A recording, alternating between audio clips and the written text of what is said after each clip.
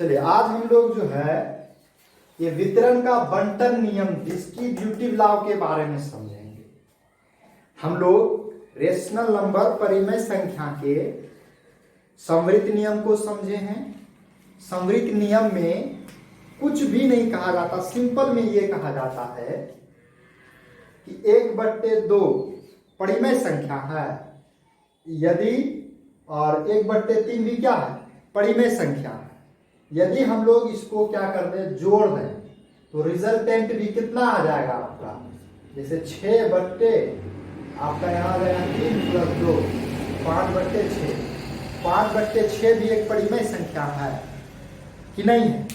तो यदि हम लोग दो परिमेय संख्या को जोड़ दिए या घटा दिए, रिजल्ट मेरा परिमेय संख्या आ गया, तो हम लोग क्या बोलेंगे, ये आपका योग के अंतर्गत जो है परिमेय संख्या समवृत्त है। किसके लिए बोलेंगे, योग के अंतर के लिए, योग के अंतर के लिए, या योग या अंतर, इसमें हम लोग अंतर भी कर सकते हैं। इसी तरीके से घटाएंगे तो यहाँ पे रिजल्टेंट वही आने वाला।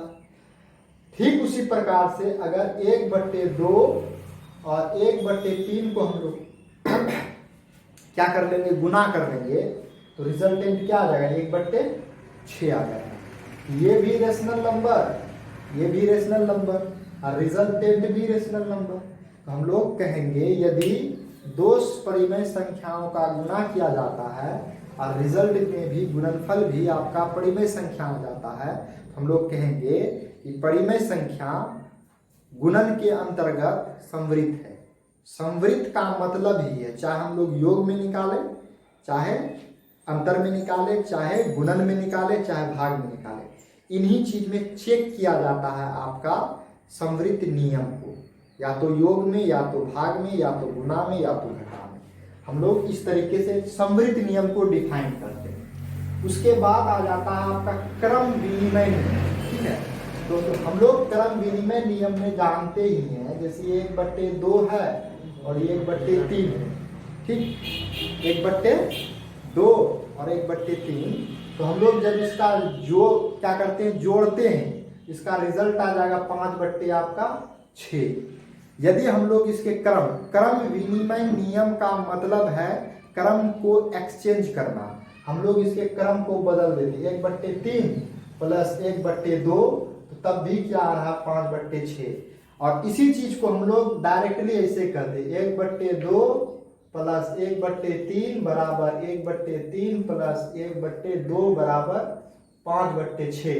तो इस चीज को जो हम लोग इस चीज को ऐसा लिखें या इस चीज को ऐसा लिखें, तो जिस नियम के सहारा से हम लोग ऐसा लिखते हैं, उसी नियम को हम लोग क्या बोलते हैं, क्रम विनिमय नियम कहते हैं।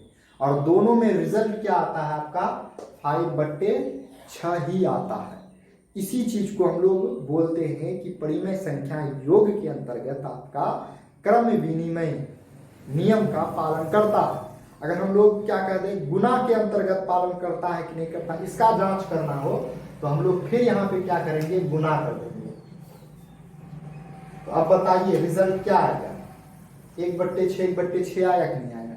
हम लोग देखिए किए क्या है, 1/2 पहले 1/3 बाद में है, हम लोग 1/3 यानी एक्सचेंज कर दिए, क्रम को बदल दिए। क्रम बदलना क्रम विनिमय नियम कहलाता है। जिसके अंतर्गत पूछेगा तो वही लिखेंगे।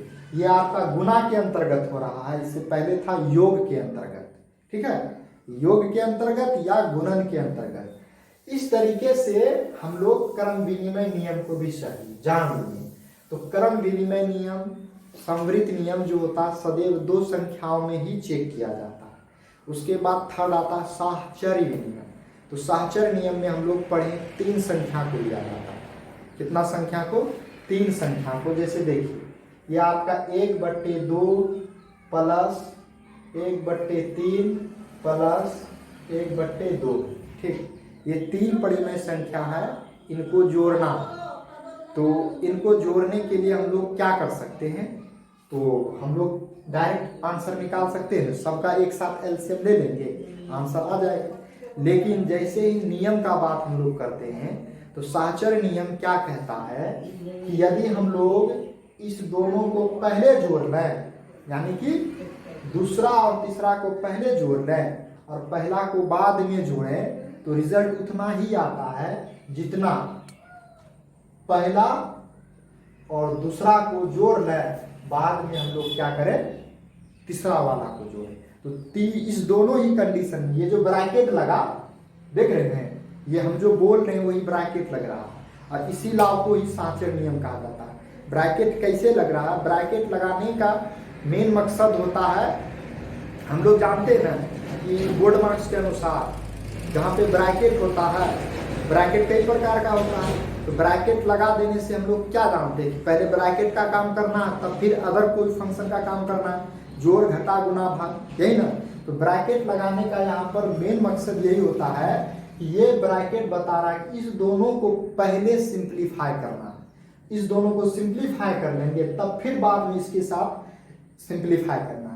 लेकिन यहाँ का ब्रैकेट बता रहा है कि इस दोनों को, ठीक। तो हम लोग यहाँ पर साहचर्य नियम जो हम बोले, तो साहचर्य नियम में आपका यही काम किया जाता है।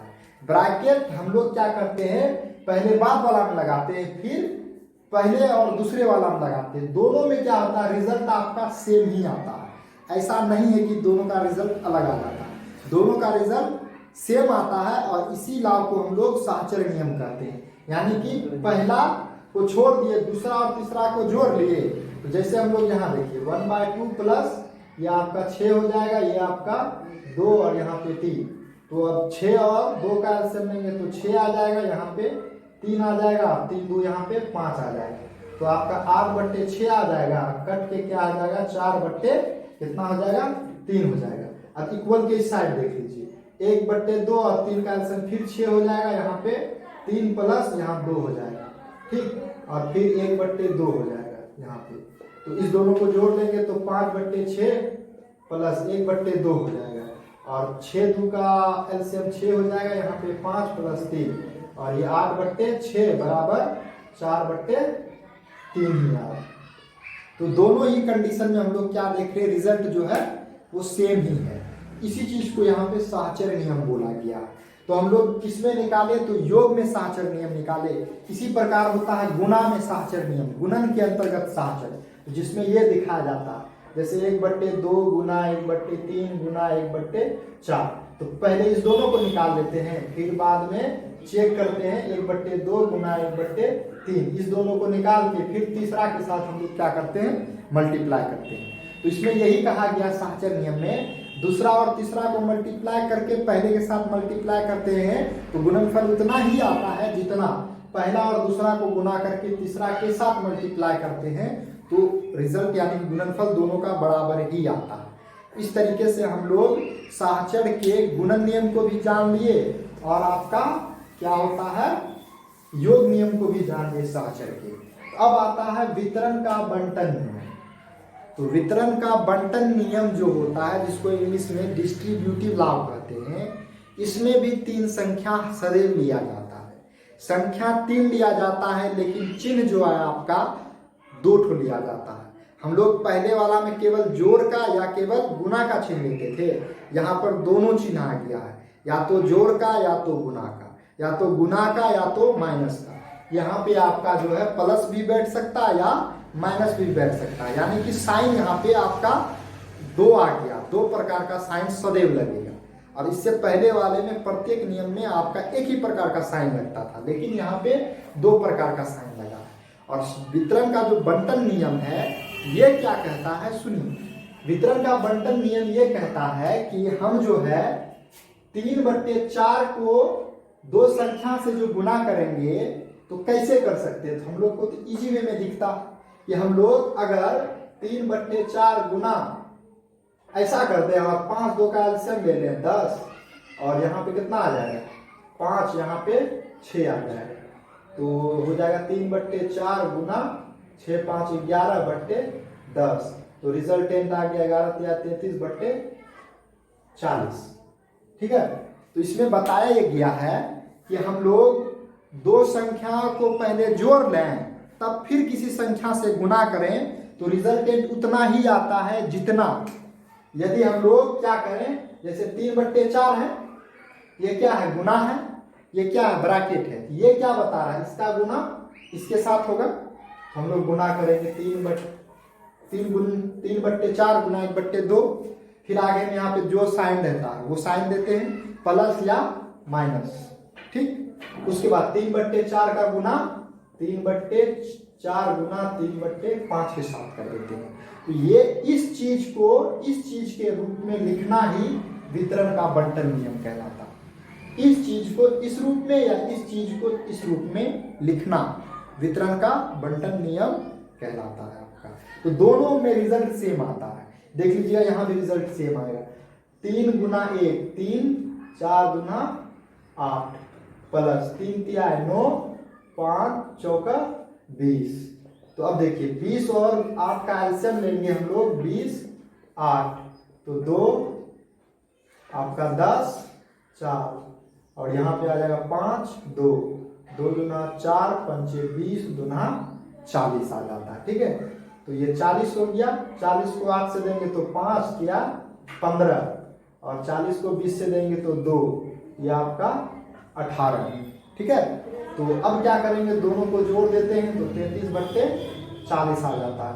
यहाँ भी 33/40 33/40, दोनों ही जगह पे रिजल्टेंट आपका सेम आ गया। ठीक है, तो रिजल्टेंट सेम आया। इसमें क्या किए थे हम लोग, पहले दो संख्या को जोड़ लिए, तब पहला संख्या से गुना किए। यहाँ पे क्या किया गया, पहले दो संख्या को गुना किए, फिर दो संख्या गुना किए, बाद में जोड़े, तब भी रिजल्ट क्या आया, सेम आया। इसी चीज को बोला गया है वितरण का बंटन नियम। ठीक है, तो वितरण का बंटन नियम हम लोग फॉर्मूला में ऐसे भी लिखते हैं। ठीक है, कैसे, ये देखिए, ये a Guna b plus c बराबर होता है a Guna b plus a Guna c।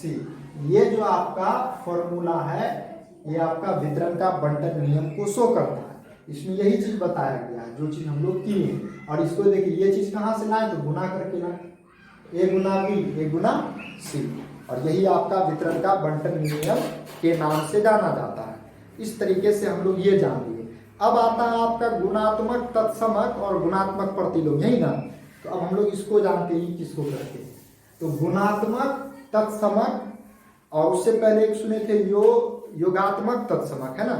योगात्मक तत्समक किसको बोलते हैं, तो सुनिए, जैसे हम लोग एक संख्या ले लिए 3, ठीक है, तो योगात्मक तत्समक लाना है। तो अब बताइए, इसमें ऐसा हम लोग कौन सा संख्या जोड़ेंगे जो रिजल्टेंट मेरा यही संख्या आ जाएगा। क्या ऐसा कोई दुनिया में संख्या है जिसको हम लोग 3 में जोड़ देंगे रिजल्टेंट 3 आ जाएगा, तो हाँ है, 0। तो 0 इस 3 में जोड़ दिए, रिजल्टेंट क्या आ गया, 3 आ गया। तो हम लोग यहाँ पे हुआ क्या, देखने को क्या, तत्समक मतलब होता फोटोकॉपी, आइडेंटिटी, यानी कि किसी भी दो संख्या को जोड़ रहे हैं, ठीक है, आपका, ठीक है, तो यहाँ पर आइडेंटिटी का तत्समक का मतलब ही होता है आपका फोटोकॉपी। तो अब बताइए कि ऐसा कौन दो संख्या है जिसको हम जोड़ेंगे तो आइडेंटिटी आ जाएगा, सेम संख्या आ जाएगा। तो 3 में हम 0 जोड़ेंगे तभी सेम संख्या आएगा। या हम लोग ऐसा कर सकते हैं, 5 में 0 जोड़ेंगे तभी ना आपका 5 आएगा, या 0 में हम लोग 5 जोड़ेंगे तभी 5 आएगा, आएगा नहीं आएगा। तो इस ऐसा कंडीशन, जो ऐसा गुण जो संख्या दिखाता है, तो उसी चीज को हम लोग, उसी संख्या को बोलते हैं आपका योगात्मक तत्समक। यहाँ पे 0 को हम लोग बोलते हैं योगात्मक तत्समक, ये योगात्मक तत्समक हो रहा है। और एक होता है गुणात्मक तत्समक। तो गुणात्मक तत्समक क्या बताता है कि ऐसा हम लोग कौन सा संख्या है जिसको हम लोग किसी भी संख्या से गुना करेंगे तो वही संख्या है। तो कौन संख्या होगा, एक होगा जो सेम संख्या लाएगा। 6 गुना 1 करेंगे तो 6 आएगा, 7 गुना 1 करेंगे तो क्या आएगा, 7 आएगा। इसलिए यहाँ पर फोटोकॉपी लाने वाला जो संख्या होता है उसी को गुणात्मक तत्समक बोला जाता है। तो ये आपका जो है गुणात्मक तत्समक के नाम से जाना जाता है। तो गुणात्मक तत्समक भी जान लिए, कोई दिक्कत है? उसी प्रकार से प्रतिलोम या व्युत्क्रम, वो तो हम लोग जान रहे हैं, ठीक है, प्रतिलोम या व्युत्क्रम।